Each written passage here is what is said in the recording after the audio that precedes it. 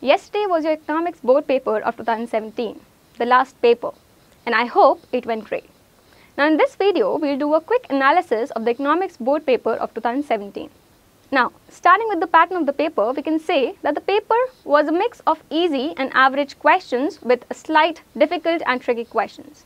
Mostly the questions were direct in nature, however, the difficult or the numerical questions were slightly tricky.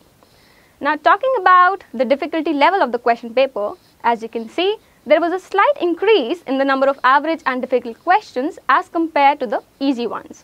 In comparing this to the last year paper, that is of 2016, we can see that there was slight change again in the average and difficult questions with a slight decrease in the easy questions. So all in all, we can say that the paper was average with easy and straightforward questions. Now let's talk about the HOTS question. Now, like last year, it was seen that the proportion of HOTS questions were quite reduced. However, the chapter-wise weightage of microeconomics and macroeconomics was more or less the same like the last year. Now, let's talk about the proportion of numerical questions. Now, talking about the numerical based questions, we saw that there was an increase in the marks allotted to the numerical questions.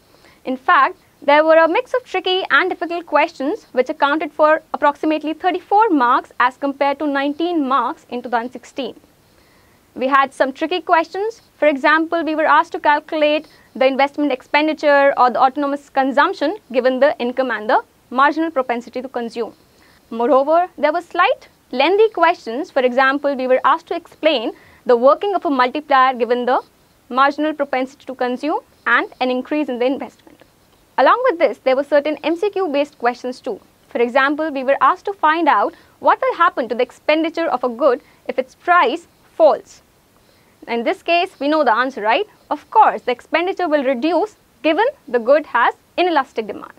So all in all, we can say that the paper was quite lengthy, which tested the time management skills of the students.